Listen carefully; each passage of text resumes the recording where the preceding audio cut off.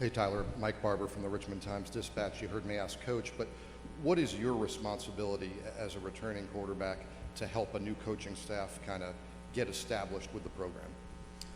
Yeah, for me, I would just say leading the team, making sure everyone's doing what they got to do. You know, leadership is a big thing, especially for my position. It's all about impacting guys and making sure they got to do what they got to do. So it's all about leadership. We're going to get the microphone still on the right side, about midway in the block.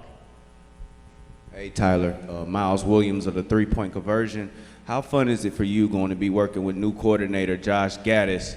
And as a quarterback, how difficult is it to understand a new system? Yeah, I love Coach Gaddis. You know, he's bringing a lot of things that we never had last year.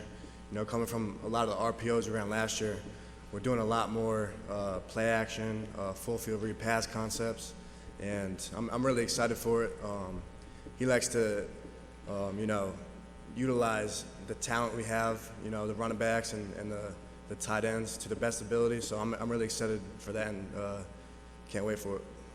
To your left in the front row, right in front of you, Tyler.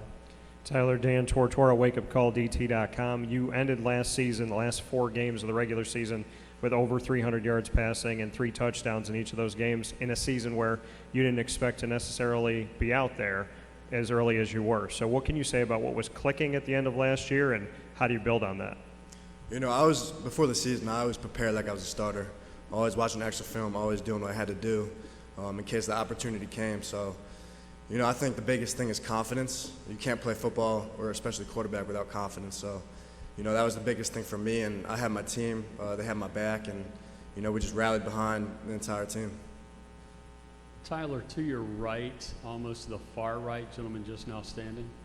Tyler, Ira Schofeld with WarChant.com. When you got on the field last season, I think a lot of people were wondering why you hadn't been on the field before. Did something click for you once you got into games? Were you playing at that level in practices as well, or once you got the opportunity, did your play raise to another level? Yeah, I would say I improved a lot last year over the year. I mean, like I said before, it's all about confidence and understanding your capabilities. And, you know, the team had my back. And, I mean, I thought I was practicing well, but I feel like when I got on that field and got that confidence from my teammates and my coaches, you know, that was the biggest thing for me that changed throughout the season. Back to your left in the third row. Bob Holliday, WRL.com. The great Miami teams to the past had great run-pass balance. Last year, you guys were 12th in rushing. Do you feel like you can run the ball better this year, or does it matter? Yeah, we'll definitely run the ball better this year. I mean, Coach Cristobal did a great job of getting a couple offensive line in here and really emphasizing toughness and physicality. You know, I mean, at the end of last season, we really had 1 or 2 guys that could run the ball, you know, and now we brought in another guy, a freshman, and we got Don Chaney back. You know, everyone knows Rooster, so I'm excited what the run game is going to be like. Coach Gaddis brought in a lot of gap schemes, you know, all that stuff. So I'm really excited to really balance the run-pass game out. Tyler, to the right, dead center of the block. I'm Katrina Sackman with Sports and Culture Media. You are a redshirt sophomore with obvious high draft potential.